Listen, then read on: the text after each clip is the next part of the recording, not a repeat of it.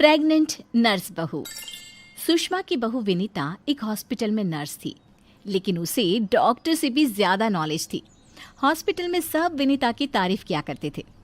सुषमा का बेटा यानी कि अंकित अपनी बीवी विनीता से बहुत प्यार करता था और उसे अपनी पत्नी की काबिलियत पर बहुत भरोसा था। धीरे धीरे वक्त गुजरता गया और शादी के 8 महीने बाद विनीता प्रेग्नेंट हो गई। मैं बहुत खुश हूँ। मेरा इकलौता बेटा है और अब इसका बच्चा इस दुनिया में आएगा।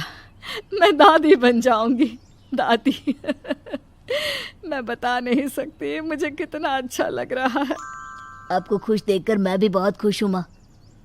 देखो बेटा, वैसे तो विनीता नर्स है, उसे अपने बारे में सब कुछ पता है, लेकिन फिर भी ना आजकल बच्चे पैदा करने में बड़ी परेशानी होने लगी है। उसे कहना कि वो अपना अच्छे से ख्याल रखे। अरे माँ, आप है ना, आपके रहते हमें चिंता करने की क्या ज़रूरत है। मैं तो अपनी बहू का बहुत अच्छे से ख्याल रखने वाली हूँ। उसे अच्छे से खिलाऊंगी पिलाऊंगी, तभी तो मेरा पोता या पोती एकदम हेल्दी पैदा होगा। कुछ दिनों के बाद सुबह के वक्त। अरे विनीता बहू, ये तुम क्या कर रही हो? कुछ भी तो नहीं मम्मी, अपना हेल्थ चेकअप कर रही हूँ। और क्या? लेकिन ये ब्लड प्रेशर की मशीन और ये तुम्हारे हाथ में इंजेक्शन कैसा है? अरे मम्मी जी, मैं अपना ब्लड प्रेशर चेक करके देख रही थी। प्रेग्नेंट होना और ऐसी हालत में ब्लड प्रेशर चेक करना बहुत ज़रूरी होता है। लेकिन बेटा, इन सब कामों के लिए तुम्हें डॉक्टर के पास जाना चाहिए। अपना चेकअप खुद करने की क्या ज़रूरत है? और ये इंजेक्शन किस लिए लाई हो? मम्मी जी, इससे मैं अपना ब्लड सैंपल लूँगी और हॉस्पिटल में जाकर अपना ब्लड चेक करवा लूँगी। अरे ऐसा भी कोई करता है भला? अपने खुद के हाथ से खुद का ब्लड सैंपल भी कोई निकालता है क्या? मम्मी जी, ये मेरा रोज़ का काम है, इसमें क्या है? मैं जब खुद से ये सब कर सकती हूँ तो किसी और से क्यों करवाऊँ? अच्छा ठीक है, जैसा तुम्हें सही लगे। कुछ दिनों के बाद सुषमा अपनी बहू को फिर से इंजेक्शन लगाते हुए देखती है और अंकित भी उस वक्त वहीं पर था। अरे विनीता, ये तुम क्या कर रही हो? तुम प्रेग्नेंट हो, इस तरह खुद को इंजेक्शन लगाने की क्या ज़रूरत है? अब तू ही समझा बेटा। पिछली बार भी अपना ब्लड सैंपल खुद ही कलेक्ट कर रही थी, तब भी मैंने इसे समझाने की कोशिश की थी, लेकिन ये तो मेरी बात सुनती ही नहीं। अरे मम्मी जी, मैंने पहले भी कहा था ना, बड़े हॉस्पिटल में नर्स हूँ मैं, और क्या करना है क्या नहीं मुझे अच्छी तरह पता है। हाँ, लेकिन तुम खुद को इंजेक्शन क्यों लगा रही हो? अरे इंजेक्शन नहीं है, प्रेगनेंसी में कुछ वैक्सीन लगवाने होते हैं, बस वही लगा रही हूँ, और क्या। और फिर एक दिन रात को अचानक विनीता की तबीयत खराब हो जाती है। क्या हुआ विनीता? तुम ठीक तो हो? तुम तो खुद अपना इतना ख्याल रखती हो, तुम्हारी तबीयत कैसे बिगड़ गई? पता नहीं अंकित, ऐसा लग रहा है कि वीकनेस हो रही है, बहुत कमज़ोर सा महसूस कर रही हूँ पिछले कुछ दिनों से। तुमने तो अपना ब्लड सैंपल दिया था ना हॉस्पिटल में, उसकी रिपोर्ट आई या नहीं? कल सुबह ही आ जाएगी, तब सब कुछ पता चल जाएगा। अगले दिन सुबह के वक्त। विनीता, तुम्हारी ब्लड रिपोर्ट तो आ चुकी है। तुम्हारी बॉडी में तो आयरन की बहुत कमी है, देखो तो ज़रा। अरे हाँ, इसके हिसाब से तो मुझे ब्लड चढ़ाना चाहिए, वरना डिलीवरी के वक्त बच्चे को प्रॉब्लम हो सकती है। मैं एक काम करती हूँ, ब्लड चढ़वा लेती हूँ। ऐसा कैसे ब्लड चढ़वा लेती हूँ? पहले डॉक्टर से जाकर पता करो और हॉस्पिटल में जाकर ब्लड चढ़वाओ। ये सब काम बिना किसी डॉक्टर की सलाह के नहीं करने चाहिए। मम्मी जी, आप फिर से शुरू हो गई ना। क्या करना है क्या नहीं मैं अच्छे से जानती हूँ, मैं खुद कर लूँगी। और विनीता हॉस्पिटल से ब्लड की बोतल का इंतज़ाम करती है और खुद अपने ही हाथों से खुद को घर में रहकर ब्लड चढ़ा लेती है। अगले दिन। विनीता, अब तुम्हारी तबीयत कैसी है?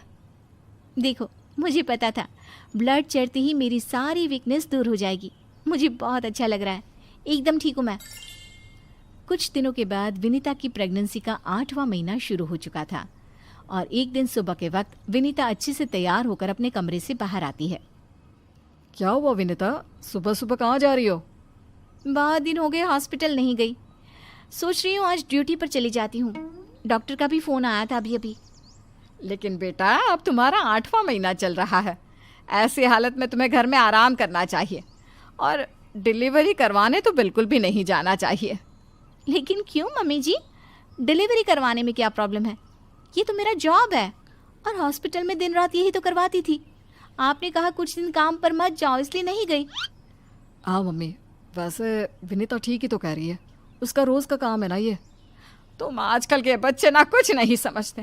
अरे तुम्हें वैसे तो सब पता है, लेकिन शायद ये नहीं पता कि इस हालत में अगर तुम डिलीवरी करवाने आई औरतों को देखोगी तो तुम्हारी सेहत पर बुरा असर पड़ेगा।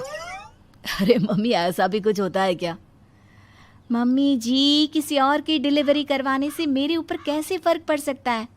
मैं कोई पहली बार थोड़ी ना ये सब करवाने जा रही हूँ। विनीता अपनी सास की एक नहीं सुनती और हॉस्पिटल चली जाती है। वहाँ से वापस आने के बाद, अरे मम्मी जी, आपको मेरी बहुत चिंता हो रही थी ना? ये देखिए, मैं बिल्कुल ठीक ठाक हूँ, अब आपको परेशान होने की ज़रूरत नहीं है। और जानती है, पूरी 5 डिलीवरी करवा कर आई हूँ, वो भी नॉर्मल वाली। देखा मम्मी, मैंने कहा था ना विनीता को नहीं होगा कुछ भी। वो बिल्कुल ठीक है। चलो अच्छा है बहू, मैं भी तो यही चाहती हूँ कि तू एकदम ठीक रहे। और आजकल जिसे देखो उसके ऑपरेशन से बच्चे होते हैं, ये देख देख करना बहुत डर लगता है। चिंता मत कीजिए मम्मी जी, मुझे कुछ नहीं होगा। मैं नर्स हूँ ना, रोज़ हॉस्पिटल में औरतों को सिखाती हूँ कि कैसे अपना ध्यान रखें ताकि नॉर्मल डिलीवरी हो। तभी अचानक हॉस्पिटल से डॉक्टर का कॉल आता है। कॉल पर बात करने के बाद, मम्मी जी, एक इमरजेंसी केस आ गया है, मुझे जाना होगा। अरे लेकिन अभी तो आई हो, कैसी डॉक्टर है तुम्हारी? उसे पता नहीं चलता क्या कि तुम प्रेग्नेंट हो? ऐसी हालत में तुम्हें ना बुलाए। अरे नहीं मम्मी जी, डॉक्टर की भी मजबूरी है। कह रही थी काफ़ी सीरियस केस है और हॉस्पिटल में उन्हें किसी दूसरी नर्स पर इतना भरोसा नहीं जितना मुझ पर है। मुझे लगता है कि तुम्हें मना कर देना चाहिए बहू। कुछ नहीं होगा मुझे मम्मी जी, मैं अभी डिलीवरी करवा के आती हूँ। कुछ देर बाद अंकित के पास हॉस्पिटल से फ़ोन आता है। अरे मम्मी, जल्दी हॉस्पिटल चलिए, वहाँ विनीता की तबीयत खराब हो गई है। हे भगवान, सब ठीक करना, मुझे तो पहले ही डर लग रहा था। अंकित और सुषमा हॉस्पिटल पहुँचते हैं। क्या हुआ विनीता को? वो क्या है ना, विनीता एक नॉर्मल डिलीवरी करवा रही थी। केस बहुत ही सीरियस था और उस लेडी को बहुत ज़्यादा प्रॉब्लम हो रही थी। क्योंकि विनीता खुद प्रेग्नेंट है तो वो अचानक से घबरा गई और उसे लेबर पेन शुरू हो गया। लेकिन अभी तो मेरी बहू का सिर्फ 8वां महीना चल रहा है। देखिए, ऐसा हो जाता है। उस औरत को दर्द में देखकर घबराहट की वजह से विनीता को ये हुआ है। अरे डॉक्टर, लेकिन डरने की कोई बात तो नहीं है ना? नहीं नहीं, ऐसा कुछ नहीं, हमने उसे एडमिट कर लिया है। तभी सब देखते हैं कि विनीता अपने हाथ में एक छोटे से बच्चे को लिए बाहर आती है। अरे विनीता, तुम्हारी तो तबीयत ठीक नहीं थी, तुम्हें दर्द हो रहा था, तुम बाहर क्यों आ गई? अरे दर्द हो रहा था तो क्या हुआ, मैंने वो दवाई ले ली जिससे जल्दी आने वाले लेबर पेन रुक जाते हैं। और वैसे भी डॉक्टर, उस औरत को मेरी ज़रूरत थी, उसकी देखभाल के लिए मुझे ठीक होना ही था। ये देखिए, उसका बच्चा एकदम सही सलामत है। अरे वाह मेरी बहू, तूने तो अपने तबीयत की परवाह ना करके किसी और की जान बचाई। मुझे तुम पर गर्व है विनीता। ऐसे ही थोड़ी ना वो हॉस्पिटल की सबसे अच्छी नर्स बनी है। मैंने कहा था ना मम्मी जी, मैं नर्स हूँ, मुझे अपने से पहले दूसरों की तकलीफ दिखाई देती है और मैं पहले अपने मरीजों की जान बचाती हूँ, फिर खुद की।